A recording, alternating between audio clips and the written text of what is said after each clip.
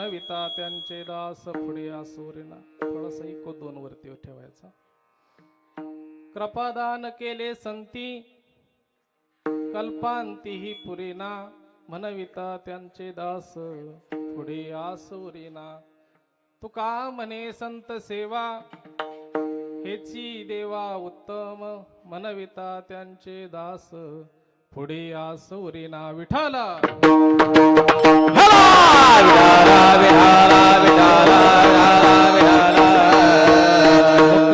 महाकाय सूर्यकोटी समप्रभा निर्विघ्नं कुरु मे देव सर्वकार्येषु सर्वदा. सर्वमंगल मांगल्ये शिवे सर्वार्थ साधिके शरण्ये त्र्यंबके गौरी नारायणी नमोस्तुते. वसुदेव सुतं देवकंसचानूरमर्दनं देवकी परमानंदं कृष्णं वंदे जगद्गुरु. समचरण सरोजं सांद्रनीलाबुदावं जगननिहित पाणी मंडनं मंडनाना. महायोगपीठे प्रथम नमन दुसरे चरण संतातिया दुसरे शरणा. प्रथम नमन दुसरे चरण संतातिया दुसरे चरण.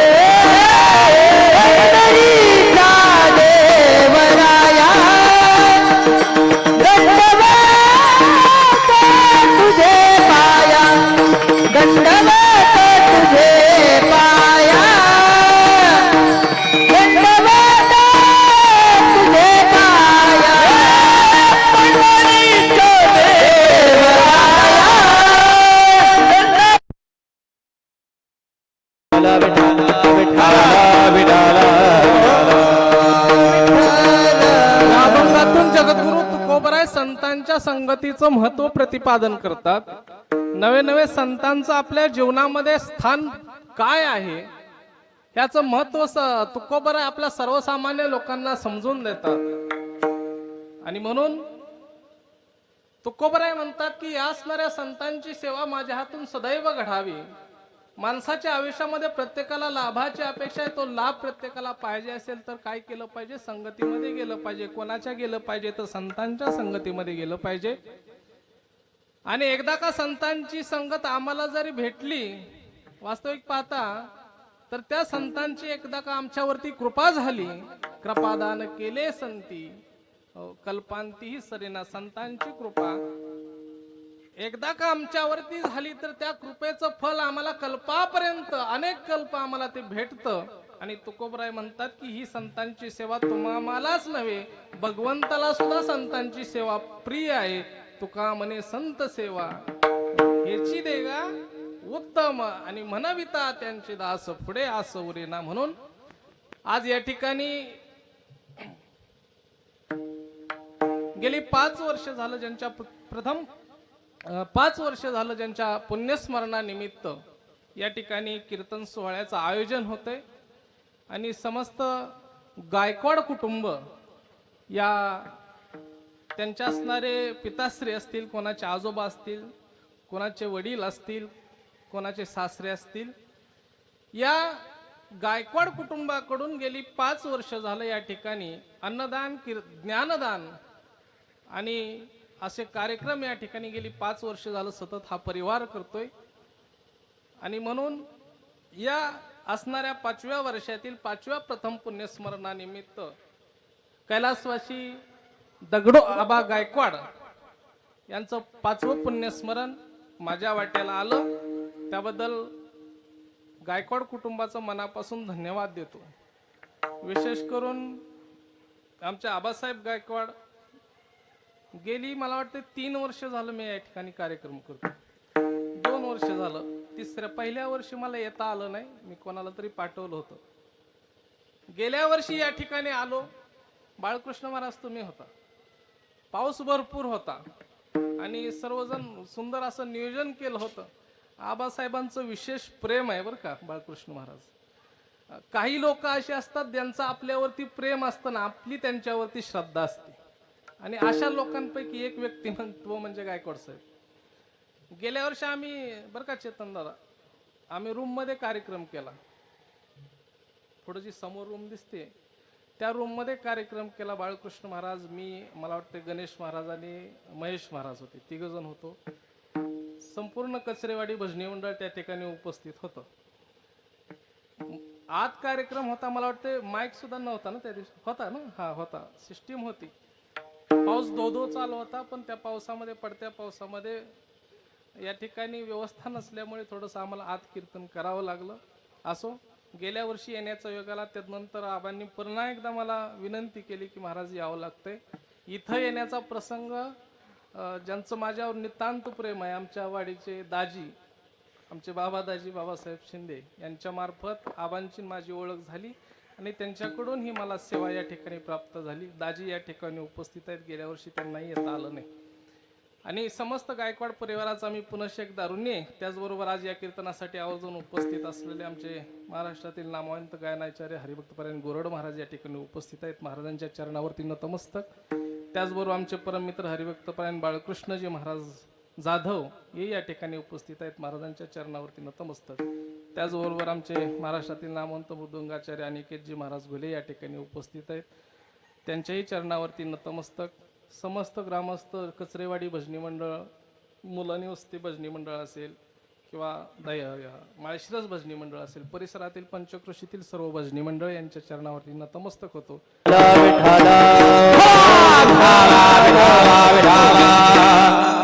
महिलांना थोडीशी विनंती राहील, तुम्ही समोर या, इथं सगळे उठून. पुरुष मंडळी तुम्ही पण या समोर, या समोर या, बरं वाटतं जरा. पण सगळेच उठा.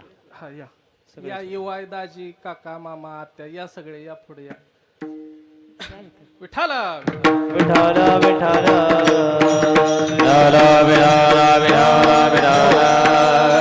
त्याचबरोबर या कार्यक्रमासाठी ज्यांचं सुंदर असं मंडप डेकोरेशन आहे, शहाजी मंडप, कचरे वस्ती, पाटील वस्ती, यांचं या ठिकाणी खूप खूप धन्यवाद देतो. सुंदर अशी माईक सिस्टीम, सुंदर असा आवाज आणि कीर्तनाला प्रारंभ. विठाला माणसाच्या आयुष्यामध्ये संगतीला फार महत्व आहे, नवे नवे लाभाला फार महत्व आहे. आज या ठिकाणी ज्यांचं 5वं पुण्यस्मरण, गेली 5 वर्ष झालं या ठिकाणी बाबा आमच्यातून निघून गेले. 5 वर्ष झालं. खरंच कुटुंबाला धन्यवाद द्यावं असं वाटतं महाराज, कारण आजकाल परिस्थिती अशी राहिली, माणूस गेला त्या क्षणी माणसाचं काय होतं महाराज, अस्तित्व संपून जातं. बघा, माणूस गेला त्या क्षणी माणसाचं अस्तित्व संपतं. एखादा माणूस, आबासाहेब गेला त्या क्षणी त्याचं अस्तित्व नव्हे, नाव सुद्धा संपून जातं. मेल्यावरती माणसाला काय म्हटलं जातं, त्याच्या नावाने हाक मारतं का कोण? काय म्हणता तो? हा, बॉडी कुठपर्यंत आली. बघा, समजा किरण महाराज मेला, हा, मरणार नाही लगेच पण मेला, बरं का बाळकृष्ण महाराज, किरण महाराज मेला तर काय म्हणतील लोक, महाराज कुठपर्यंत आलेत म्हणतील का? आज कीर्तनाला आलो तसं महाराज कुठवर आलाय म्हणतील का? नाहीत म्हणणार. काय म्हणणार? बॉडी कुठपर्यंत आली. म्हणजे ज्या क्षणी मनुष्य मरतो त्या क्षणी काय होतं, माणसाचं नाव सुद्धा संपून जातं. गेली 5 वर्ष झालं हे कुटुंब महाराज आपल्या वडिलांच्या पुण्यस्मरणानिमित्त, वडिलांच्या आठवणीनिमित्त काय करते महाराज, वडिलांच्या आठवणींना उजाळा द्यावा, वडिलांच्या कार्याला उजाळा द्यावा, याच्यासाठी महाराज ते 5 वर्ष झालं प्रयत्न करते. वडिलांच्या महाराज उपकारातून उतराई होण्याचं ते कुटुंब प्रयत्न करते. वास्तविक पाहता वडिलांच्या उपकारातून उतराई होता येत नाही, पण तरी सुद्धा महाराज, म्हणून जन्माला आलेला प्रत्येक मनुष्य जात असतो, प्रत्येक मनुष्याला जावं हे लागणार आहे. का तर माणसाचा देह महाराज, हो, माणसाचा देह महाराज मुख्यतः जाण्यासाठीच आलेला आहे. या पृथ्वी तलावरती प्रत्येक गोष्ट आहे तिचं काय होणार आहे, नष्ट पावणार आहे. कोणी असो, ज्याला जीवन आहे त्याला मरण हे आहेच. म्हणजे पृथ्वी तलावरती कोणतीही वस्तू घ्या, ती जन्माला आली तिचं अस्तित्व नष्ट होणार, हे जगातील अंतिम सत्य आहे. मृत्यू हे जगातील अंतिम सत्य आहे महाराज. आणि म्हणून जन्माला आलेला प्रत्येक मनुष्याला जावं लागणार आहे. पामरे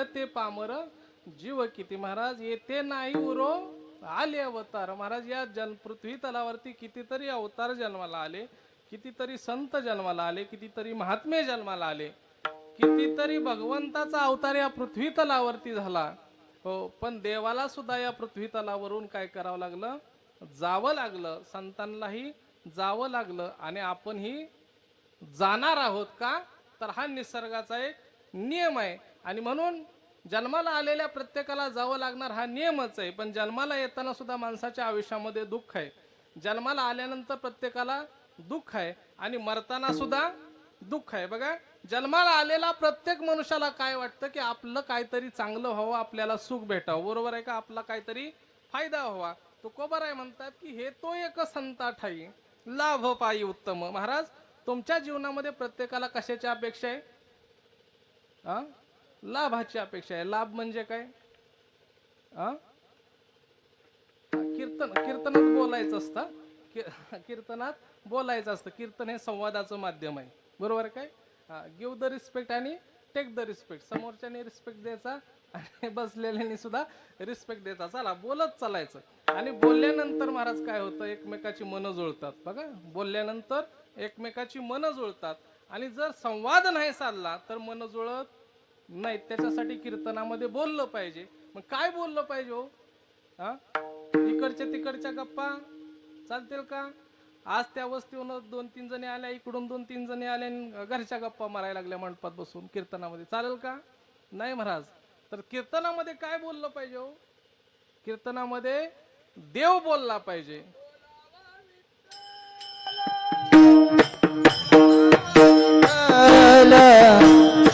करावा विठ्ठल जीवे भावे करावा विठ्ठल जीवे भावे बोलावा विठ्ठल पाहावा विठ्ठल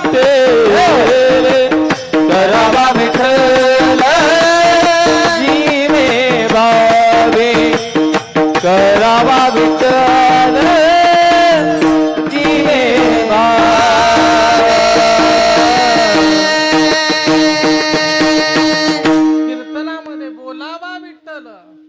विठ्ठल करावा विठ्ठल जीव भावे मुखाने काय केलं पाहिजे टाळी वाजवायची आणि हाताने नामस्मरण करायचं मुखाने काय करायचं टाळी वाजवायची आणि हाताने नामस्मरण करायचं बरोबर बोलतोय का बुवा नाही ना उलट झालं काय हाताने काय करायचे टाळी वाजवायची आणि मुखाने नामस्मरण करायचं विठ्ठल विठ्ठल म्हणायचं जन्माला आलेला देह हा कशाला आला आहे भगवंताचं भजन करण्यासाठी देवे दिला देह भोजना गोमटा का भजना गोमटा भजना गोमटा विठ्ठल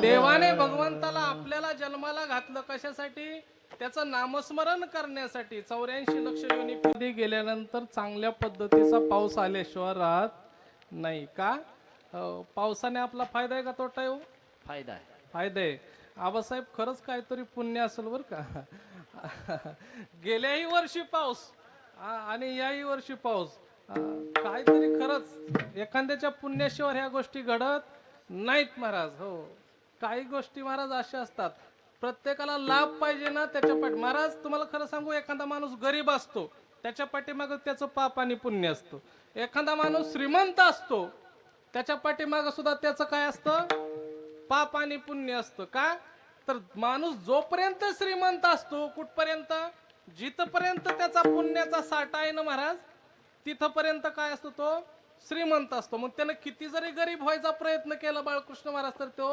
गरीब होत नाही कधीपर्यंत त्याचा पुण्याचा साठा संपत नाही तोपर्यंत आणि एकदा का त्याचा पुण्याचा साठा संपला त्याला उतरती कळा लागल्याशिवाय राहत नाही महाराज आणि गरिबी सुद्धा तशीच आहे महाराज माणसाला वाटतं आम्ही कितीतरी काबाड कष्ट करतो कितीतरी काबाड कष्ट पण आमची परिस्थिती सुधरत नाही याला कारण तुमचं पाप पुण्य आहे महाराज का प्रारब्धाची जोडे धन प्रारब्धाची वाडे मान प्रारब्धाची वाडे मान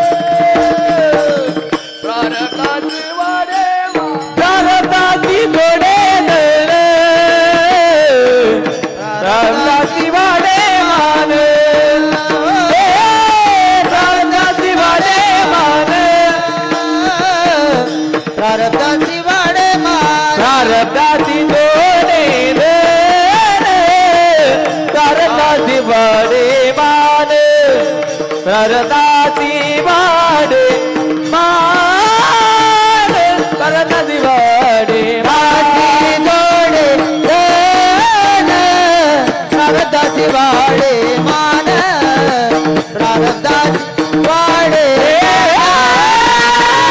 प्रारब्धाची वाडे मान वाडे मान वाडे मान वाडे मान ठाला विठाला विठाला विठाला विठाला विठाला विठाला विठाला विठाला विठाला विठाला 12 झाले सुटायला लागलं कमरच म्हणून म्हणलं 12 वाजले काय त्याला सवय झाली 12 वाजले की सुटायची चला काय सांगत होतो मी काय चाललं होतं महिला मंडळ आपलं हा मिसरी भाजली का काय चाललं होतं हा प्रारब्धाने माणसाची गरिबी येते आणि प्रारब्धाने श्रीमंती येते हो एक माणूस होता एवढी श्रीमंती पैशाचा महाराज कटाळा आला त्याला हो पैसा नको वाटायला लागला त्याला झोपच येत नव्हती एवढा पैसा होता आबासाहेब त्याच्याकडे एवढा पैसा त्याला झोप येणार एवढा पैसा तो म्हटला काही केलं तरी आपल्याला पैसा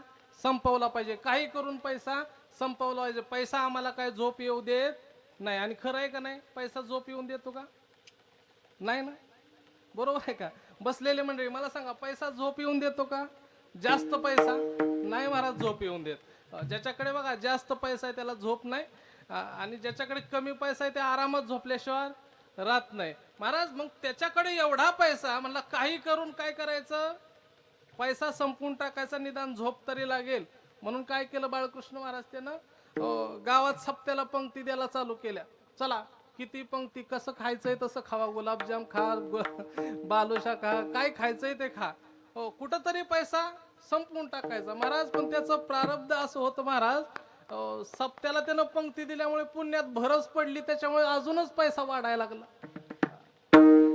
आता म्हणलं काय करायचं म्हणलं काही केलं तरी म्हणलं पैसा संपवला पाहिजे म्हणलं काही पण मग म्हणलं आता निवडणुकीलाच उभा राहतो म्हणलं त्याच्यावर पैसे संपायचं नाही राहिलं महाराज निवडणुकीला उभा आमदारकीच्या हो मताला ₹1,00,000 किती रेट काढला लोक पण घ्यायला लागले बाळकृष्ण महाराज मताला ₹1,00,000 मग त्यानं ₹1,00,000 वाटतानाच लोकांना सांगितलं हे लाख घ्या पण मत काय मला देऊ नका काय सांगितलं लाख घ्या पण मत मला देऊ नका म्हणलं आता ₹1,00,000 मताला दिल्यावर तर आबासाहेब पैसे संपतील का नाही हो मी असतो तर घेतला असता होता पण त्या काळात मी नव्हतो चला मताला ₹1,00,000 वाटलं निवडणूक झाली निवडणुकीच्या अगोदर लोकांची चर्चा झाली येडं झाला का काय मताला ₹1,00,000 दिलतय त्यानं किती मोकळ्या मनाचा माणूस असेल आणि वरना म्हणतोय मत सुद्धा मला देऊ नका त्यालाच निवडून देऊ लय विकास करल झालं ना मुख्यमंत्री निवडून आणलं कोण झालं मुख्यमंत्री झालं मग किती गबाळ गावायला लागलं तो म्हणला करायला गेलो आणि उलटच व्हायला लागलंय म्हणला आता काय खरं नाही म्हणला आता काय करतो दुसरं काय तर नियोजन करू म्हणजे आपल्याला गरीबी येईल आपला पैसा ज्या त्या ठिकाणी जायला नाही आपला पैसा कमी होईल असं काहीतरी करू म्हणला आणि मग त्याच्या डोक्यात आली एक राजा होता म्हणला त्या राजाला जायचं राजाला काहीतरी खोड करायची मग तर म्हणला पैसे कमी होतील का नाही राजा काय करल आपल्याला अटक करल तुरुंगवासात टाकल मग तर आपल्याला तिथं पैसा आपल्या सोबत यायचा नाही मग तो काय केला राजाच्या दरबारामध्ये गेला आणि दरबारामध्ये एंट्री होताच राजा सिंहासनावरती समोर बसलाय त्याचे सगळे मंत्रिमंडळ साईडनं बसलेलं आहे राजा सिंहासनावरती दारात उभा आहे आणि दारातून त्यानं बूट काढला आणि राजाच्या डोक्यात हाणला जोरात फेकला आणि तसा तो बूट राजाच्या मुकुटाला लागला मुकुट खाली पडला राजाला राग आला म्हणला कोण आहे धरा त्याला राजाने काय केलं सेवकांना आज्ञा दिली त्या माणसाला धरलं गेलं आणि सांगितलं की ताबडतोब याला फाशीची शिक्षा द्या आणि तेवढ्यात राजाने काय केलं तो मुकुट उचलण्यासाठी खाली वाकला पण महाराज त्या गंमत अशी झाली मुकुटामध्ये इचूचं पिल्लू निघाल राजा म्हणला लय अंतर्ज्ञानी माणूस दिसतोय ही हो सांगायची सुद्धा त्याला महाराज गरज पडली नाही त्यानं दारातनच बूट हाणला माझं प्राण वाचवलं म्हणला इचू चावायचा माझा काय झाला त्या ठिकाणी राहून गेला मला इचू पासून माझं काय केलं त्यानं प्राण वाचवलं माझी रक्षा केली म्हणलं त्याला सोडून द्या म्हणाला अपार माणसं मारली, अगणित माणसं मारली. आपण काय त्याच्यापेक्षा वाल्या कोळ्या इतका आपण पापी? बरोबर आहे का? वाल्या कोळ्या इतकं तर आपण पापी आहे का? आपण 5-50 कोंबड्या मारल्या असतील, ह्याच्या पलीकडे ह्याच्या पलीकडे आपण काय केलंय का? म्हणजे वाल्या कोळ्या इतका आपण पापी नाही महाराज. मग वाल्या कोळी एवढा पापी होता तरी महाराज, हो, जगातलं काव्य 1 नंबरचं काव्य कोणी लिहिलं? केले रामायण रामानी रामानी केले रामायण रामानी रामादी केले रामायण रामादी रामादी केले रामायण रामादी हे कोणियाची कीर्ती वाढली गेले केले रामायण रामादी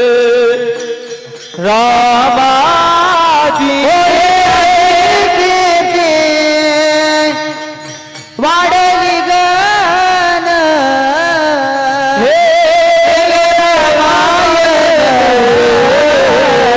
केले रामायण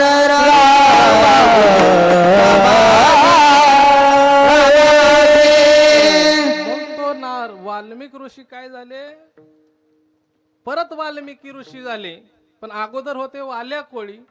मग ते वाल्या कोळी महाराज जंगलातून जात असताना एका संतांच्या संगतीत आले. कोणते संत भेटले? नारद भेटले. नारद माहित आहे ना तुम्हाला? कळीचा मग ज्यांना कळ लावायची कळते ते संत आहेत का हो? संत कळ लावतात, पण कसली? संतांनी कळ लावली पण कसली? उद्धाराची. माणसाचं आयुष्य उद्धार व्हावा याच्यासाठी कळ लावली वाल्मिकी ऋषीला. आणि म्हणून वाल्याला सांगितलं की ए, तू जे पाप करतोय त्याच्यात तुझं कुटुंब सहभागी आहे का? तो म्हटला का नसणार आहे? लग्न झाल्यापासून सहभागी, लग्न झाल्यापासून मी बायका पोरांचा सांभाळ करतोय, कुटुंबाचा सांभाळ करतोय, त्यांच्यासाठी अहोरात्र झडतोय. 7 रांजण भरले. कोणासाठी? महिला मंडळ वाल्या कोल्ह्यांनी 7 रांजण कोणासाठी भरले? स्वतःसाठी भरले का कुटुंबासाठी? कुटुंबासाठी भरले ना. माणसाला मारल्यानंतर त्याच्यापाशी असलेलं सोनं नाणं काय करत होता? तो घेऊन घरी जात होता आणि त्याच्यावरती कुटुंबाचा उदरनिर्वाह चालायचा. पण ज्या वेळेस नारद मुनींची भेट झाली आणि त्यावेळेस त्याला विचारलं की कुटुंब सहभागी आहे का? तो तर म्हणला थांबा मी जाऊन विचारून येतो. आणि कुटुंबाच्या त्याच्या असणाऱ्या बायकोकडे तो गेला आणि विचारलं की आज लग्न झाल्यापासून मी तुमचा सांभाळ करत आहे आणि हा सांभाळ करण्यासाठी मी अहोरात्र दिवस रात्र काय करतोय? माणसं मारून आणि त्यांचं असणारं सोनं नाणं लुटून घेऊन तुमचा संसार करतोय, तुम्हाला पालन पोषण करतोय तुमचं, याच्यामध्ये तुम्ही सहभागी आहात का? तर बायकोने विचारलं, तोय तुमचं कर्तव्य आहे नवऱ्याचं, तुम्ही करताय त्या कार्यक्रमात, तुमच्या कर्मात आम्ही सहभागी नाही. महाराज, कर्मामध्ये कोणाच्याच कर्मामध्ये कोणाला सहभागी होता येत नाही. का? तर ज्याचं त्याचं कर्म जनतेनं फेडावं लागतं. माणसाच्या जीवनामध्ये जे कर्म आपण भोगत असतो ना महाराज, ते कर्म त्याच्या पाठीमागच्या जन्मात केलेल्या पापामुळे त्याला भोगावं लागतं. केले कर्म झाले, केले कर्म झाले त्याची भोगाले, उपजले मेले,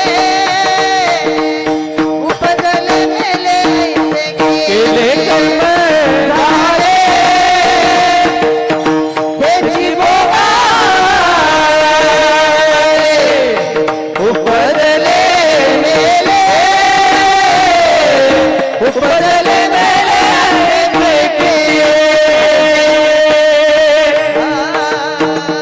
माणसाच्या जीवनामध्ये केलेल्या कर्माचं प्रायश्चित्त घेण्यासाठी त्याचं काय? मनुष्य जन्म आहे.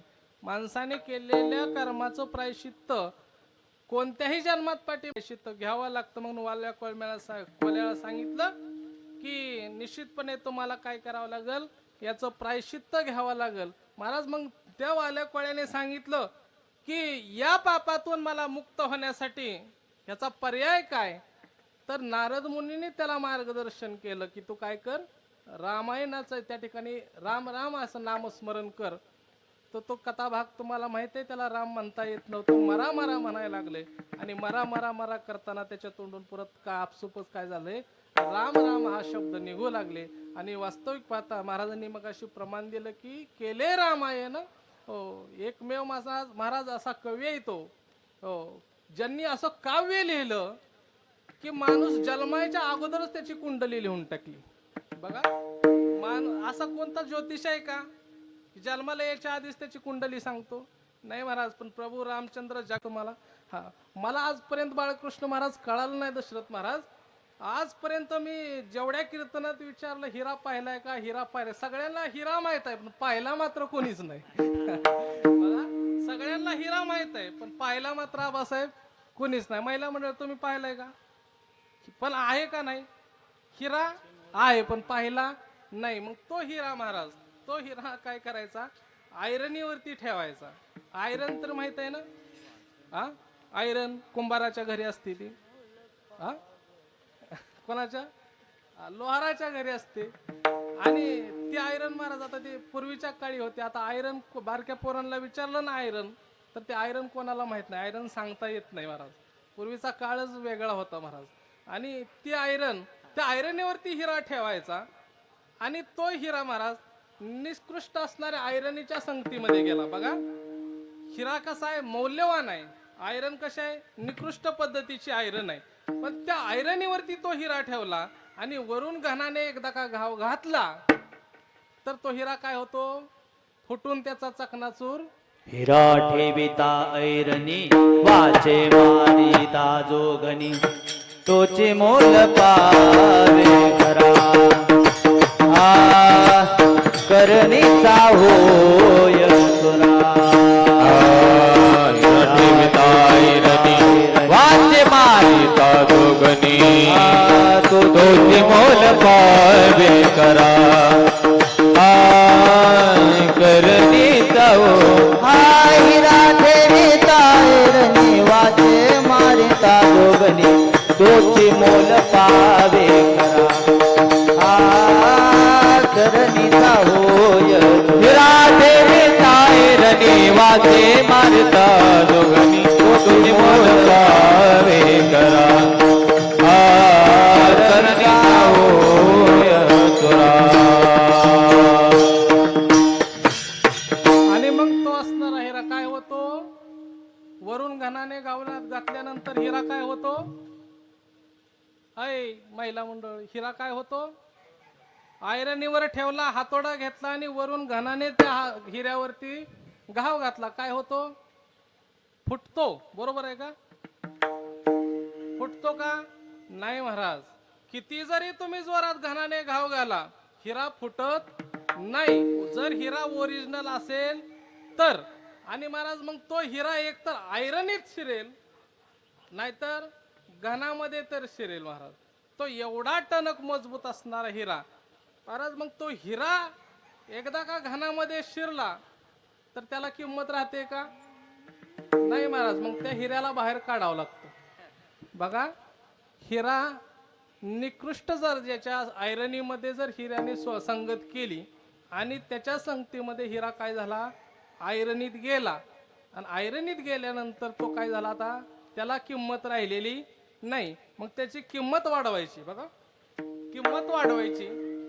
मग त्या हिऱ्याला काय केलं पाहिजे, बाहेर काढला पाहिजे ना. कळतंय ना माझं बोलणं? हिरा आहे, हिऱ्याने निकृष्ट दर्जाच्या संगतीत गेला, बिघडला, तर हिऱ्याला काय केलं पाहिजे आबासाहेब, बाहेर काढलं पाहिजे. कुणापासून? संगतीतनं बाहेर काढलं पाहिजे. मग ते सहजासहजी बाहेर निघत नाही. त्याला काय करावं लागतं दशरथ महाराज, हिरकणी दाखवावं लागते त्याला. हिऱ्याला काय करावी लागते, हिरा जसा हिरा आहे तसाच दुसरा एक धातू आहे हिरकणी.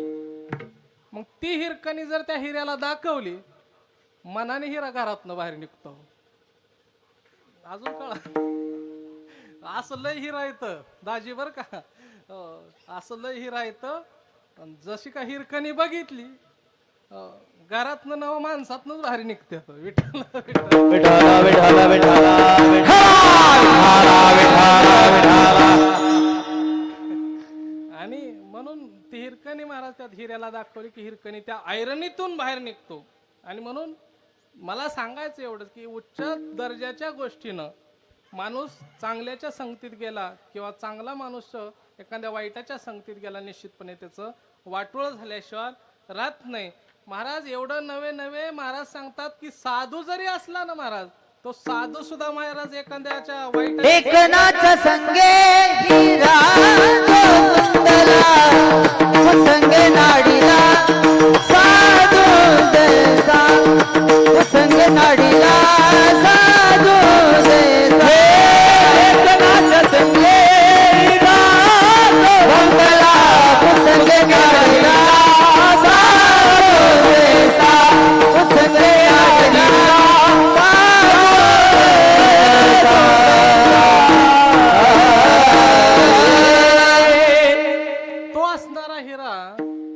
ढेकणाच्या संगतीत गेला ना महाराज. ज्या हातोडीत महाराज दम नव्हता त्या हिऱ्याला फोडण्याचा पण तो हिरा ढेकणाच्या संगतीत गेल्यानंतर त्या हिऱ्याचं पाणी झाल्याशिवाय राहत नाही बघा.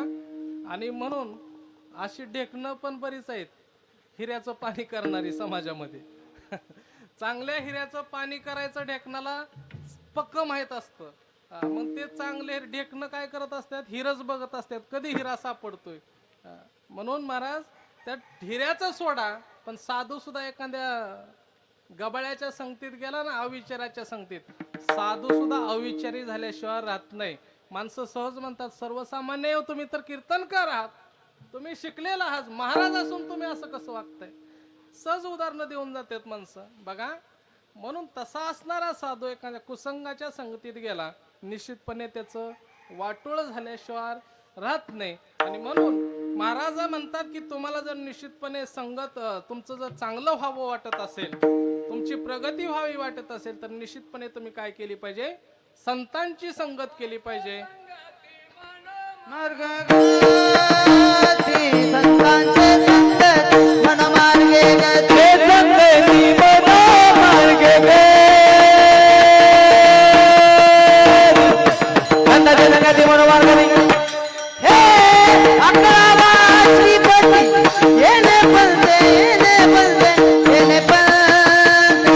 हरी मुखे मना हरी मुखे मन हरी मुखे मना हरी मुखे मना हरी मुखे मना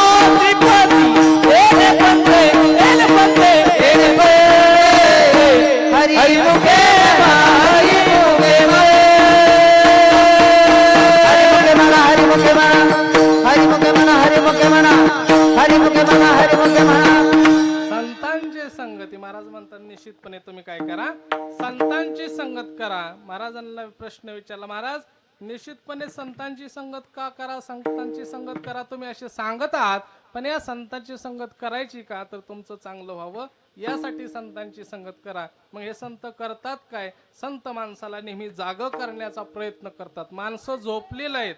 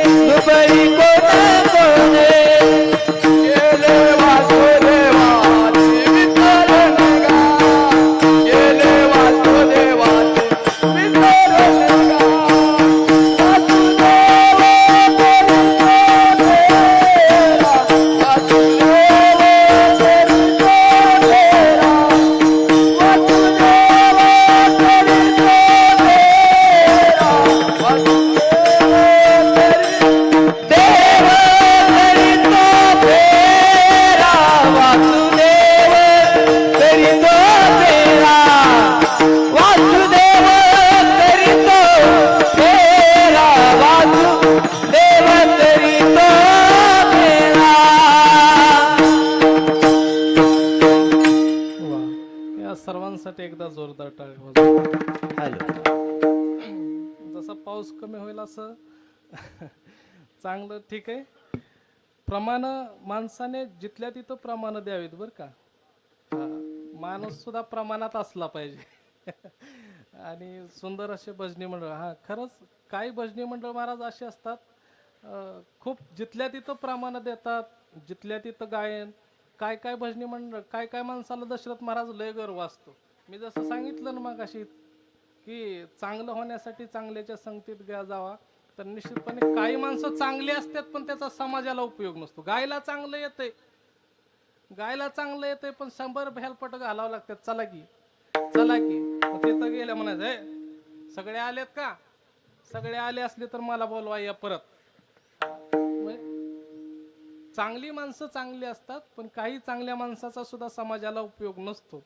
आणि म्हणून जाऊन द्या, मला सांगायचं होतं की संत माणसाला नेहमी जाग करण्याचा प्रयत्न करतात. उठा जागे व्हारी आता, स्मरण करा पंढरीनाथा. महाराज म्हणतात की तुम्ही झोपले आहात, तुम्ही आता काय करा, जाग व्हा आता तरी.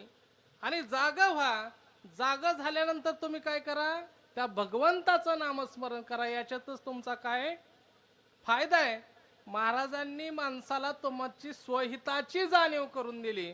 माणसाला अजूनही समजलं नाही की आम्ही कोण आहोत. तुकोबाराय म्हणतात, महाराज म्हणतात की तुम्हाला तुमची स्वतःची जाणीव नाही. महाराजांना विचारलं मग तुम्ही आहात तरी कोण. महाराजांनी सांगितलं की महाराज म्हणतात तुम्हाला तुमची स्वतःची जाणीव नाही, तुम्ही स्वतः देव आहात, तुम्ही स्वतः भगवंत आहात. महाराज म्हणतात कसं काय, तर महाराज म्हणतात मी वासुदेव तत्वता मी वासुदेव तत्वता. येईल विचारिता, येईल विचारिता. हे आहे ठाऊक सभागिया संता, आहे ठाऊक सभागिया संता. नाही अनिक मागता मागता जन्म गेले, अनिक मागुता जन्म घेणे, नाही अनिक मागुता जन्म घेणे. असून द्या आपली झाकली 1.25 लाखाची. हा काय झालं महाराज मी वासुदेव तत्वता, हो कळो येईल विचारिता. महाराज तुम्ही स्वतः वासुदेव आहात आणि याची स्वची जाणीव करून दिल्यानंतर निश्चितपणे माणसाचा आता तरी जीवनामधलं दुःख कमी झाल्याशिवाय राहणार. आम्ही स्वतःच देव आहोत, त्याच्यामुळं देव पाहावया गेलो ते देवची होऊन गेलो. महाराज म्हणतात की आपुला तो एक देव करून घ्यावा आणि तेने विना जीवा सुखू नये. जीवनामध्ये सुखाची अपेक्षा प्रत्येकालाच आहे. प्रत्येकाला वाटतं की आपल्याला सुख भेटावं सुख भेटावं, पण ते सुख आम्हाला आजपर्यंत काय भेटलं नाही. आबासाहेब मला वाटलं लग्न झाल्यावर तरी आता सुख भेटेल, पण लग्न झाल्यापासून जास्तच काळा पडलो, पण सुख काय भेटलं लय अवघड आहे. बाळकृष्ण महाराज, दशरथ महाराज तुम्हाला पण वाटत होतं का नाही, आमच्या इथे येत होता तुम्ही लय उजळलेला होता, पण लग्न झालं माणूस काळ मांडतो, त्याच्या स्वप्नाचा पार चकनाचूर होतो. अनिकेत महाराज तुम्हाला अजून अनुभव आणि तुम्हाला अनुभव नाही, त्याच्यामुळे तुम्हाला विचारण्यात काय मजा नाही. चला हो महाराज, तुमच्याकडं ते रिडको, आपल्याकडं रिडको म्हणतात, ते म्हशीचं काय असतंय, रिडको असतंय, आणि गाईचं हा पाटरू. हा असं म्हणा की मी म्हणलो पाटरू गायला कधी. चला ते गाईचं वासरू आणि मोठं झाल्यावरती खोंड. मग महाराज पावसाळ्याच्या दिवसात गुरा किती काय होतं, खोंड चाराय घेऊन जातं, मसर चाराय घेऊन जातं, आणि ते वासुर असतं. आणि वासराला पण बरं वाटतं, पावसाळ्याच्या दिवसात हिरवळ असती, गवत चांगलं भेटतं लुसलुशीत खायला. आणि असं डोंगराच्या कडेने मोकळ्या रानात इरिगेशनच्या गेल्यावरती हिरवळ, पावसाळ्याच्या दिवसात दशरथ महाराज लय हिरवळ राहते. मग त्या वासराला लय बरं वाटतं बरं का. वासराला काय वाटतं, लय गवत छान आहे, हिरवं हिरवं हिरवं गवत आहे, खायला बरं असतंय. मग हे किती किती दिवस चालतो, जोपर्यंत पावसाळा आहे तोपर्यंत हिरवळ असते, जोपर्यंत पावसाळा आहे तोपर्यंत हिरवळ असते. आणि जेव्हा का उन्हाळा लागतो कुसळ टोचायला लागते ते, तेव्हा वासरू काय म्हणतं, आला ते पहिलंच बरं होत आहे, आता काय खरं नाही का महाराज? मग अशी वासरं बरीच आहेत जीवनामध्ये, समाजामध्ये हिरवळ बघून खुश होतात, पण एकदा का हिरवळ पाठीमाग लागली की त्याला काय माहित आहे परत 4 महिन्याने उन्हाळा येणार आहे ते. उन्हाळा एकदा पाठीमाग माणसाच्या लावला की महाराज त्या ठिकाणी त्या असणाऱ्या वासराला वाटतं की तो हिरवळच आपला काय पावसाळाच चांगला होता. पण निश्चितपणे महाराज माणसाच्या आयुष्यामध्ये जसं सुख येतं तसेच दुःख पण येत असतात. म्हणून मी मगाशी सांगितलं की माणसाच्या जीवनामध्ये दुःख येतं, प्रारब्धाने येतं. आणि महाराज म्हणतात की एवढं तुम्ही सांगताय संतांच्या संगतीत जा सुखाची प्राप्ती होईल, संत तुम्हाला जाग करण्याचं साधन त्या ठिकाणी सांगतात किंवा जाग करतात. संत देवापर्यंत पोहोचवण्याचं काम करतात. हरिप्राप्तीशी उपाय धरावे संतांचे ते पाय. महाराज म्हणतात की संतांचं एवढे उपकार आमच्यावरती आहेत, काय सांगू आता संतांचे उपकार. आणि मज निरंतर जागवेती, संत आम्हाला निरंतर जाग राहण्याचा प्रयत्न करतात. पण हे संत आजच्या कलियुगात आम्हाला भेटणं खूप मुश्किल झालंय. आज आम्हाला या कलियुगामध्ये एवढे संत झालेत, एवढे संत झालेत, या कलियुगामध्ये आम्हाला संत भेटणं खूप मुश्किल आहे. का बहु अवघड आहे संत भेटी. जीवनामध्ये संत भेटण्यासाठी खूप कष्ट करावे लागतात, खूप सहन करावं लागतं, खूप सोसावं लागतं. मग महाराज म्हणतात तुमची जर तयारी नसेल, संतांना भेटायची तयारी नसेल, तर तुम्ही फक्त आमच्या ज्ञानोबरायपासून तुकोबारायांपर्यंत जेवढे संत झाले त्या संतांचं फक्त तुम्ही काय करा, दास्यत्व स्वीकारा. आणि निश्चितपणे तुम्ही काय एकदा का संतांचं दास म्हणून घेतलं की तुमच्या जीवनामध्ये तुम्हाला आनंदाची प्राप्ती झाल्याशिवाय राहणार नाही. अभंगाचं दुसरं चरण. मनवेता त्यांचे दास, मनवेता त्यांचे दास, भनवे दादांचे दास, भनवे दादांचे दास, मनवेता त्यांचे दास, मनवेता त्यांचे दास, भनवे दादांचे दास, भनवे दादांचे दास. पुढे आस पुढे ना, पुढे आस पुढे ना, मनवीता जाते दास, मनवीता जाते दास. पुढे आत पुढे ना, पुढे आत पुढे ना,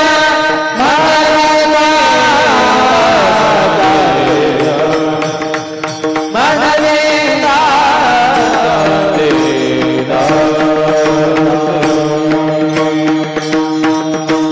आणि म्हणून महाराज म्हणतात मनविता त्यांचे दास, पुढे आसो रे ना. जीवनामध्ये तुम्ही संतांचं फक्त दास्यत्व स्वीकारा, दास्यत्व निकट हनुमंते पै केलेले. आणि म्हणून देखील रामचरण माणसाच्या जीवनामध्ये मालक होण्यात मजा नाही, दास होण्यात खरी मजा आहे.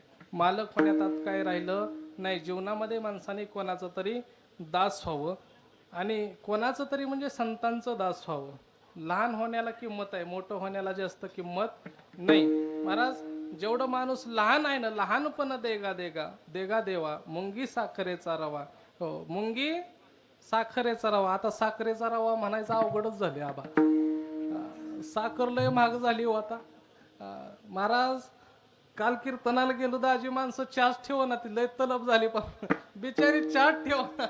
म्हणजे महाराज चिमडवर साखर हाताव घ्या, पण चहाचं नाव काय काढू नका. म्हणलं का ताई असं का करते. महाराज लाडक्या बहिणीचं लय अवघड झालं आता. बहिणीला लाडक्या बहिणींचं अवघड केलं महाराज. साखर खूप महाग करून ठेवली, आता परवडत नाही. चला जाऊन दे, आपल्याला तिकडं जायचं नाही. आणि म्हणून वास्तविक पाहता लहानपण देगा देवा, मुंगी साखरेचा रवा. इथं आपलं चाललं होतं. एक कळशी आहे आणि वरती ठेवायला कळशी भरलेली आहे पाण्याची, आणि ती कळशी महाराज, त्या कळशीवरती फुलपात्र आहे. बघा, आपण पाहुणे आल्यानंतर सगळेजण लक्ष द्या, इकडं येत राहणार. आता 12 वाजत आलेत, कोण ना कोण येत राहते. कळशी पाण्याने भरले आणि पाहुणे असे तुम्ही सर्वजण बसला आहात. आपण घरामध्ये व्यवस्था करण्यासाठी त्या कळशीवरती एक फुलपात्र काय केलं ठेवलं जातं, असं उलट फुलपात्र ठेवलं जातं. कशासाठी? त्याच्यामध्ये घाण जाऊ नये किंवा कुणी त्याच्यामध्ये दुसरं काय न बुडवता अलगद त्या पेल्याने किंवा त्या फुलपात्राने काय करायचं, पाणी घ्यायचं आणि पाहुण्यांना द्यायचं. हे त्याची व्यवस्था केलेली असते. आणि मग त्या कळशीमध्ये पाणी आणि ते फुलपात्र वरते आणि कळशीचा आणि त्या फुलपात्राचा संवाद चालू झाला. फुलपात्र म्हणतंय कळशीला, ए कळशी, काय फुगली अशी, बोलत नाही, काय करत नाही, काय काम करत नाही, काय नाही. हो, एवढं पण माणसाने अहंकारी असू नये. माणसाकडे आलं म्हणजे माणूस बोलत नाही असं नाही. माणसाने बोलतं राहावं, चालतं राहावं. तू काय नसती फुगल्यागत राहते, एका कोपऱ्यात जाऊन बसती, तुझ्यातच पाणी आहे म्हणून तुला लय किंमत आहे असं वाटतं काय तुला? लोक तुलाच जास्त महाराज किंमत देतात. अलगद उचलतात, नळावून नेतात, चांगली धुवून घासून आणतात, पाणी भरून आणतात, त्याच्यावरती मला उलट ठेवतात आणि चांगल्या अशा कडला एका कोपऱ्यात नेऊन व्यवस्थित तुला ठेवतात. तुलाच लय किंमत देतात लोक. मग ती कळशी म्हणली, तुला किंमत नाही का? म्हणली, मला तर कसलीच किंमत नाही जगामध्ये, या संसारामध्ये मला कसली किंमत नाही कळशे. का? तू नसते एका जाग्यावर बसते, तुझ्यामधलं पाणी रोज एक प्रत्येकाने यावं, माझ्यामध्ये ओतावं आणि मला तोंडाला लावून ते प्यावं. मी प्रत्येकाच्या तोंडापर्यंत जाते, प्रत्येकापर्यंत पोचते, एवढं काम आहे मला. तुला फक्त एका जाग्यावर बसायचंय. मला किरण महाराजाकडे जायचंय, मला बाळकृष्ण महाराजाकडे जायचंय, आबापर्यंत जायचंय, दाजीपर्यंत जायचंय, सगळ्यापर्यंत बसलेल्यापैकी मला जायचंय. कोण म्हणतंय? हा, फुलपात्र म्हणतंय. कोणाला? कळशीला म्हणते. मग ती कळशी म्हणते, अगं मोठं होण्यासाठी यातना नसतात, लहान होण्यासाठी यातना असतात. बघा, माणसं म्हणतात मोठं होण्यासाठी यातना असतात, पण ती फुलपात्र म्हणते मोठं होण्यासाठी. बघा, त्या कळशीनं त्या फुलपात्राला खूप समर्पक उत्तर दिलं. तुला जर मोठं व्हावं असं वाटत असेल ना, तर ज्याच्याकडून तुला मोठं व्हावं असं वाटतंय ना, त्याच्या डोक्यावर बसायचं नसतं, त्याच्या पायाशी बसायचं असतं. बघा, ते कळशी काय म्हणते, ज्याला तुला मोठं व्हावं वाटतंय ना, तर एखादं मोठं ज्याच्यापासून होणार आहोत आपण, त्याच्या डोक्यावरती कधी बसायचं नसतं, त्याच्या पायाशी बसायचं असतं. आणि म्हणविता त्यांचे दास. हो, तुम्ही जर एका संतांच्या पायाजवळ पोचला, निश्चितपणे तुम्ही मोठं झाल्याशिवाय राहणार नाही.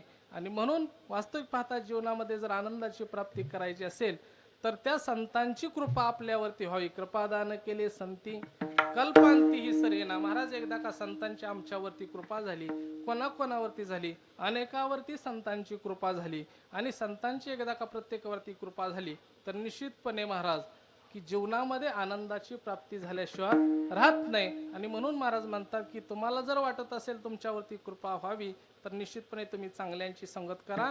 वास्तविक पाहता संतांची संगत करा. संत तुम्हाला भेटत नसतील, त्या संतांचं दास्यत्व स्वीकारा. आणि हे जरी होत नसेल तर एकमेकांशी समाजामध्ये वावरत असताना एकमेकांशी चांगल्या पद्धतीनं वागा. निश्चितपणे प्रत्येकाने मनमिळावू स्वभावाने वागा. गर्व कोणत्याही गोष्टीचा बाळगू नका, त्यातच खरं समाधान आहे. अभिमान कोणत्या गोष्टीचा करू नका, त्याच्यातच खरं समाधान आहे. आज मला वाटते या ठिकाणी 2-3 दिवसावरती रक्षाबंधन आले महिला मंडळ, बरोबर आहे ना? तर रक्षाबंधनला जाताना कोणत्याही प्रकारचा गर्व तुमच्या डोक्यामध्ये असू देऊ नका. आणि पुरुष मंडळी, आपली बहीण कितीही जरी गरीब असेल ना, किती जरी गरीब असेल तर ती बहीण आपल्या घरी जर आपल्या हातामध्ये राखी बांधण्यासाठी आली ना, तर आपल्या श्रीमंतीचा माज तिला कधीच दाखवू नका. आली ना बिचारी तर तिला सांगून द्या, महाराज हो, बहिणीचं भावावरती एवढं प्रेम असतं, एवढं प्रेम असतं महाराज. एखादी बहीण महाराज गरीब आहे, एखादा भाव महाराज किती जरी श्रीमंत असला, त्या बहिणीच्या घरी कधी जाणार नाही वर्षातून, कधी बहिणीसोबत नीट बोलत नाही, पण महाराज त्या बहिणीचं आपल्या भावावरती एवढं प्रेम असतं ना, एवढं प्रेम असतं महाराज, त्या बहिणीला आपल्या भावाची लाज जाऊ नये असं वाटत नाही. भावाने न बोलवलं महाराज, जरी भाऊ वर्षभर बोलत नसला, न बोलवता ती बहीण काय करते महाराज, घरातलेच असणाऱ्या आपल्या नवऱ्याच्या खिशातलं 500 रुपये काढते आणि माहेरला घेऊन जाते. रक्षाबंधनाला जाते महाराज, राखी घेऊन जाते. 10 रुपयाची कसना पण ती राखी आहे महाराज. त्या राखीमध्ये प्रेम आहे महाराज. आणि ते राखी महाराज ते प्रेमाचं बंधन आहे. राखी म्हणजे प्रेमाचं बंधन आहे, राखी म्हणजे रक्ताचं बंधन आहे. आणि हे बंधन महाराज, त्या बंधनातून आपण कधीही मुक्त होऊ शकत नाही. आणि म्हणून त्या बहीण भावाच्या बंधनासाठी ती बहीण आपल्या श्रीमंत भावाच्या घरी जाते आणि 10 रुपयाची महाराज राखी प्रेमाने घेते आणि आपल्या श्रीमंत भावाच्या महाराज हातामध्ये बांधते. भावाने महाराज नाही का होईना 100 रुपयाची ओवाळणी टाकना, पण महाराज माझ्या भावाची लाज राखण्यासाठी माझ्या बहिणीचं महाराज प्रेम सांगतो. ती बहीण महाराज भावाची लाज राखण्यासाठी घरातून घेतलेलं 500 रुपयाचं महाराज स्टँडवर गेल्यावरती दुकानातून 550 रुपयाची घेते आणि आपल्या सासरी जाऊन सांगते की माझ्या भावाने घेतली. कोणी? माझ्या भावाने घेतली. भले 500 रुपयाची असताना, पण महाराज त्या अख्ख्या गावात आबा सांगते की माझ्या भावाने 5000 रुपयाची साडी घेतली. महाराज एवढं बहिणीचं भावावरती प्रेम असतं. म्हणून एक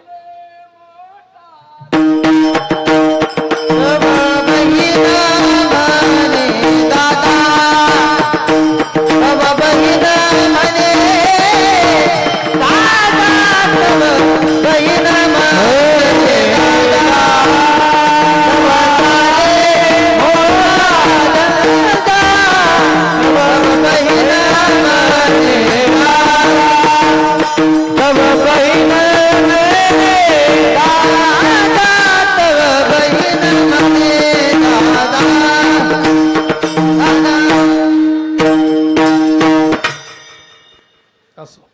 या ठिकाणी महाराज ती बहीण भावाकडे गेली तर निश्चितपणे भावाचं कौतुक सांगितल्याशिवाय राहत नाही. हे बहिणीचं प्रेम आहे आणि म्हणून जीवनामध्ये भावा बहिणीचं प्रेम जपत चला. निश्चितपणे तुम्ही सर्वजण इथं आलात तर सर्वांनी प्रेमाने हात वरती करायचे, दोन्ही हात वरती करा आणि भगवंताचं नामस्मरण करायचं. विठोबा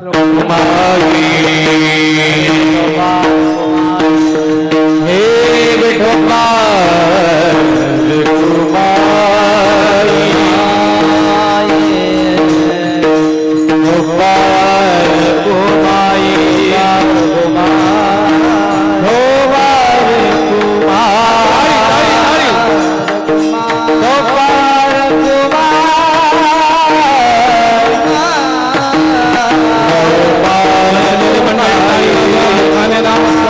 करा. वास्तविक पाहता प्रत्येकालाच वाटतं की आयुष्यामध्ये आपल्या दुःख येऊ नये. बघा, प्रत्येकाला मगाशीच सांगितलं सुरुवातीला, सुखाची अपेक्षा कोणालाही वाटत नाही की आमच्या वाट्याला दुःख यावं. पण जीवनामध्ये महाराज जीवन असं आहे की जीवनामध्ये चढ आणि उतार हे दोन्ही आले पाहिजेत तर माणसाला परिस्थितीची जाणीव राहते किंवा जीवनाचा खरा अर्थ, जीवन जगण्याचा आनंद त्याच्यातच आहे. महाराज जीवनामध्ये चढ आणि उतार आले पाहिजेत. आणि म्हणून का तर माणसाला दुःख पचवण्याची शक्ती, माणसाच्या आयुष्यामध्ये दुःख आलं की ती पचवण्याची शक्ती, पचवण्याची ताकद त्यातून त्यांना प्राप्त होत असते. म्हणून माणसाच्या जीवनामध्ये चढ उतार हे नक्की येत असतात. गेल्या 5 वर्षापासून आमचे वडील आमच्यातून निघून गेले, आमचे आबा आमच्यातून निघून गेले. वास्तविक पाहता महाराज माणसाच्या आयुष्यातून वडील वजा केले ना तर जीवनामध्ये काहीच शिल्लक राहत नाही. का तर वडील एक खंबीर आधार असतो. वडिलांची जागा कोणीच घेऊ शकत नाही महाराज. जीवनामध्ये महाराज आई जरी गेली, जीवनामधून आई गेली तर आईची जागा तिची असणारी मुलगी किंवा बहीण घेऊ शकते आपली. बघा, आई जर गेली तर आईच्या जागा घेणारी एकमेव व्यक्ती म्हणजे आपली बहीण आहे. आणि पण वडील जर गेले ना दादा तर वडिलाची जागा कोणी घेऊ शकत नाही. का तर वडील ही एकमेव अशी व्यक्ती आहे ते आपल्या जीवनाचा आधार असतो. जीवनामध्ये माणसाला महाराज सगळ्यावरती वडिलांचं प्रेम दिसून येत नाही. आईचं जेवढं प्रेम दिसतं तसं वडिलांचं प्रेम दिसून येत नाही. का महाराज तर वडील हळवे नसतात. वडिलांकडे तेवढी ताकद असते सहन करण्याचं. वडील आतून हळवे असतात पण समाजाला दाखवून द्यायचं नसतं. का तर कुटुंबाचे प्रमुख असतात, कुटुंब चालवायचं असतं, आपले कुटुंब एकटं पडू द्यायचं नसतं, कुटुंबाचा आधार भरून राहायचं असतं. म्हणून वडील कधीच आपल्या पुढे महाराज डोळ्यातून वडिलांच्या कधी पाणी येत नाही. आणि म्हणून प्रत्येकाला वाटतं की वडिलांनी आमच्यासाठी काय केलं नाही. पण समाजामध्ये असे महाराज काही मुलं जन्माला आली की त्या प्रत्येक मुलाला वाटतं की आमच्या वडिलांनी आमच्यासाठी काहीच केलं नाही. पण एक सांगू, वडिलांनी जर काही केलं नसतं ना जीवनामध्ये तर आज तुम्ही उभा राहू शकला नसता. जो मनुष्य प्रत्येक जण तुम्ही आम्ही आज या ठिकाणी उभा आहोत, प्रत्येकाच्या पाठीमागे वडिलांचा आधार आहे महाराज. आपली गरिबी असावी महाराज, आपण जन्माला आल्यापासून आपलं 18 विश्व दारिद्र्य आहे. आणि हे 18 विश्व दारिद्र्य असताना महाराज आपल्या वडिलांची खूप स्वप्न आहेत. वडिलांकडे महाराज कमवायला फक्त त्यांचं असणारं काय असेल थोडंफार शेत आणि मोलमजुरी करून आपलं कुटुंब चालवायचं. आई एक आपल्या कुटुंबाचं पालन पोषण करते. पण महाराज काही दिवसामध्ये त्या असणाऱ्या वडिलांचं लहान मूल आहे, लेकरू आहे महाराज 2-3 वर्षाचं, आणि असणारी आपली पत्नी महाराज मध्येच महाराज त्या पत्नीनं आपली साथ सोडावी. आणि त्या असणाऱ्या पतीनं साथ सोडल्यामुळं महाराज काय झालं, त्या पत्नीनं साथ सोडली, कुटुंबाची जबाबदारी एकट्यावरती आली. बापाला सुद्धा महाराज काही ठिकाणी आई व्हावं लागलं महाराज, आई व्हावं लागलं. आणि म्हणून त्या बापावरती जबाबदारी आहे. एक दिवस महाराज त्या आईचा अंत्यविधी उरकत असताना बापाच्या डोळ्यातून घळ घळ घळ घळ अश्रू येत आहेत. आई आपली पत्नी जाण्याचं दुःख ते कोणाला सांगत नाहीत. आणि ते असणारा बाप आपल्या असणाऱ्या लेकराला खांद्यावरती घेतलंय आणि त्या पेटत्या चितेकडे पाठ डोळ्यातून अश्रू येत आहेत महाराज. बरेच दिवस झाले आणि त्या वडिलांनी असणाऱ्या आपल्या लेकराला सांभाळ केला महाराज. ते लेकरू हळूहळू मोठं होत होतं. त्या लेकराने शाळेत जावं. शाळेत जाण्यासाठी वडिलांनी त्या मुलाला रोज सकाळ उठून आंघोळ घालावी. त्या वडिलांचे उपकार आपल्यावरती बघा किती आहेत. त्या वडिलांनी सकाळी लवकर उठावं, स्त्रियांप्रमाणे काय करावं, त्या मुलीला असणाऱ्या आपल्या आंघोळ घालावी, तिची केस वेणी फणी करावी आणि तिला शाळेत घालवावं. महाराज तळहाताच्या फोडाप्रमाणे त्या मुलीला जपत राहावं. हळूहळू महाराज ती मुलगी मोठी होत राहिली. आपल्या मुलीच्या शिक्षणासाठी महाराज, मुलीच्या दवाखान्यासाठी त्या बापाने काबाड कष्ट करून रोज एकाच्या बांधाला गेले. आणि बांधाला गेल्यानंतर प्रत्येकाने काय करावं, त्या बांधावरती त्या असणाऱ्या बापाने काम करावं. आणि काम केल्यानंतर त्याच्यातून मिळणारा त्या पैसा असेल त्याच्यातून त्या लेकीचा शिक्षणाचा खर्च करावा. लेक हळूहळू मोठी झाली. लेक मोठी झाली. आता मुलीच्या लग्नाचा प्रश्न उपस्थित राहिला. पाहुणे यायला लागले आणि काही दिवसात महाराज त्या मुलीचं असणारं लग्न त्या ठिकाणी काय केलं, जमलं गेलं. आणि जमलं गेल्यानंतर बापापुढे प्रश्न होता की आपल्या मुलीच्या लग्नासाठी महाराज आजपर्यंत तिला कोणत्याही प्रकारचं सुख देऊ शकलो नाही, निदान लग्नामध्ये तर चांगल्या प्रकारचा खर्च करा म्हणून बापाने महाराज सावकाराकडे झाला आणि त्याच्यातून काही पैसे काढले. सावकाराकडे जाऊन पैसे काढले, त्याच्यातून महाराज त्या मुलीसाठी असणारे भांडी कोंडी घेण्यासाठी ते पैसे वापरले, लग्नामध्ये मंडप घालण्यासाठी पैसे वापरले, चांगल्या प्रतीचं जेवण करण्यासाठी ते पैसे वापरले. महाराज बाप प्रत्येकाच्या पाया पडत होता. महाराज मंडपवाल्याच्या बाप आमचा पाया पडत होता की महाराज माझ्या मुलीचं लग्न आहे, व माझ्या मुलीच्या लग्न आजपर्यंत तिला कोणत्याही प्रकारचं सुख देऊ शकलं नाही, पण लग्न तरी किमान त्या मुलीचं मोठं व्हावं हीच एवढी अपेक्षा आहे. म्हणून त्या मंडपवाल्याच्या पाया पडला, भांडीवाल्याच्या पाया पडला, घोडवाल्याच्या पाया पडला महाराज. आणि महाराज तो बाप महाराज लग्नाची तारीख जवळ आली, लग्न लागलं. आणि लग्न लागत असताना तो बाप महाराज या ठिकाणी, मुली स्टेजवर ते समाज सगळा आहे, पण बाप मात्र महाराज तो काय करत होता, समाजात वावरत नव्हता. तो बाप घरामध्ये जाऊन हुमसून रडत होता. का तर तळ हाताच्या फोडाप्रमाणे जपलेलं माझं पिल्लू आहे, माझं लेकरू आहे महाराज. ते लेकरू आज मी दुसऱ्याच्या हवाली करणार आहे. आजपर्यंत कोणत्याही प्रकारच्या आईची उणीव तिला भासू दिली नाही, कोणत्याही प्रकारच्या आईची उणीव तिला भासू. परत तुम्ही आमच्या दारात येऊ नका.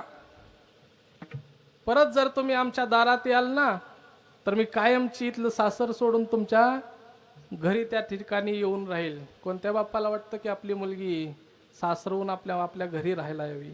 बाप्पाने महाराज जाणं सोडून दिलं. पण एक दिवशी महाराज दिवाळीचा सण होता.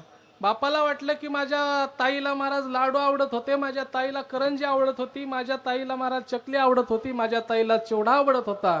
बापाने ते सगळं साहित्य घेतलं. बाप थकलेला आहे आणि थकलेला बाप महाराज ती पिशवी घेऊन महाराज ते असणाऱ्या मुलीच्या दारामध्ये उभा राहिलाय. मुलीला लाज वाटायला लागली आपल्या बापाची. बघा दिवस कसे बदलतात. बापाची लाज वाटायला लागली मुलीला. बाप महाराज त्या ठिकाणी खुर्चीवरती बसलेला आहे, घरात कामगारणी वगैरे चालू आहेत, सगळे आहेत. त्या मुलीनं महाराज कामगारणीनं सांगाव की हे व्यक्ती कोण आहेत.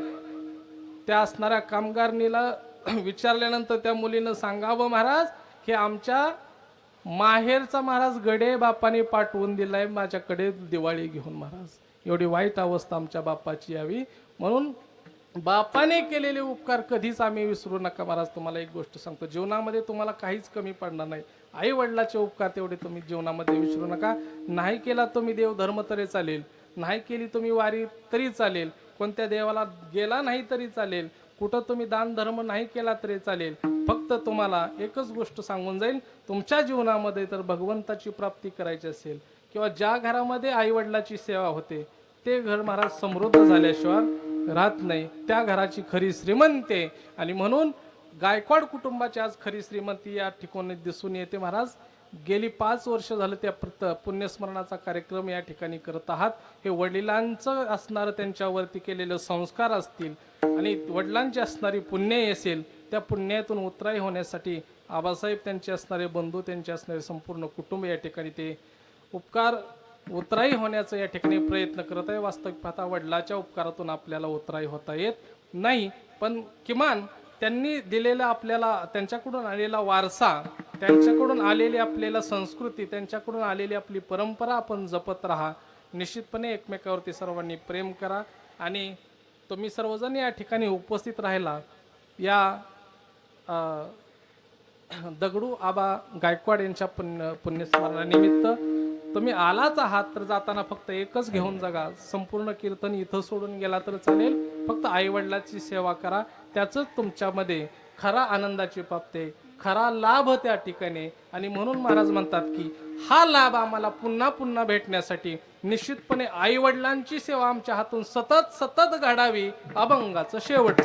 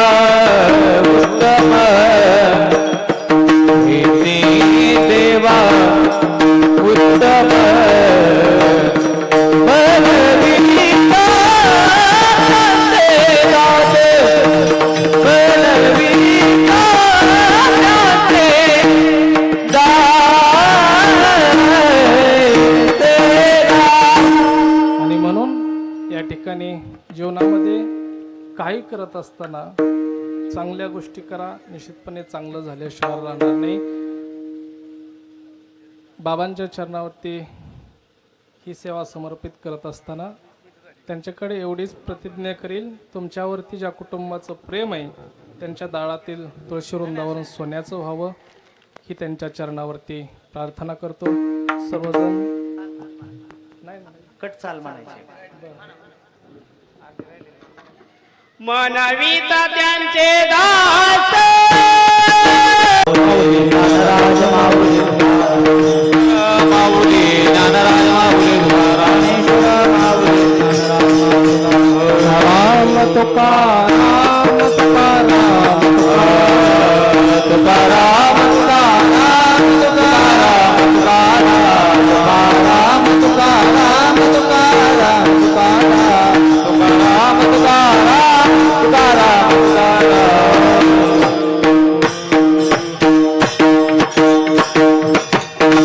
म्हणून झालेली सेवा बाबांच्या चरणावरती समर्पित करत पुन्हा एकदा मी आबा आणि त्यांच्या परिवारांना, त्यांचे बंधू, त्यांच्या बहिणी असतील, त्यांचं संपूर्ण कुटुंब असेल त्यांना मनापासून धन्यवाद देतो.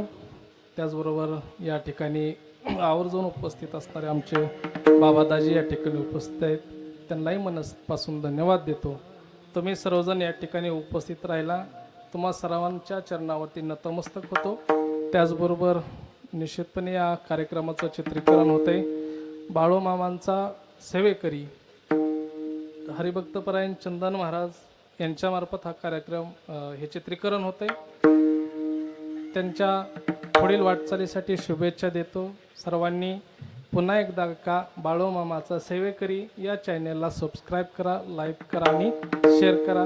त्यांना धन्यवाद देतो. त्याचबरोबर महाराष्ट्रातील नामवंत गायनाचार्य बाळकृष्णजी महाराज, दशरथजी महाराज, मृदुंगाचार्य अनिकेतजी महाराज या सर्वांना धन्यवाद देतो. त्याचबरोबर कीर्तनासाठी मनापासून ज्यांची उपस्थित आहे हरिभक्तपरायण कचरेवारी भजनी मंडळ या ठिकाणी त्यांचंही मनापासून धन्यवाद देतो. त्याचबरोबर सुंदर अशी माईक सिस्टीम शहाजी मंडप कचरेवाडी पाटील वस्ती यांनाही मनापासून धन्यवाद देतो. त्यांच्या 4-5 मशनी आहेत, त्याच्या अजून 10-5 मशनी वाढावेत अशी त्यांना या ठिकाणी आशीर्वाद देतो. भगवंताच्या चरणी प्रार्थना करतो. तुम्ही सर्वजण या ठिकाणी उपस्थित राहिला, अशाच पद्धतीचं गायकवाड कुटुंबावरती आबांवरती प्रेम राहावं ही सर्वांना विनंती करतो. या ठिकाणी फुलाचा अभंग होईल, तदनंतर पुष्पवृष्टी होईल, आरती होईल आणि आरती झाल्यानंतर या ठिकाणी महाप्रसादाची व्यवस्था केलेली आहे. आणि म्हणून जाता जाता जर वेडावाकडा शब्द एखादा गेला असेल तर आईवडिलाच्या अंतःकरणाने माफ करा. आणि एवढं बोलून या ठिकाणी कार्यक्रमाला पूर्णविराम. विठ्ठल जय.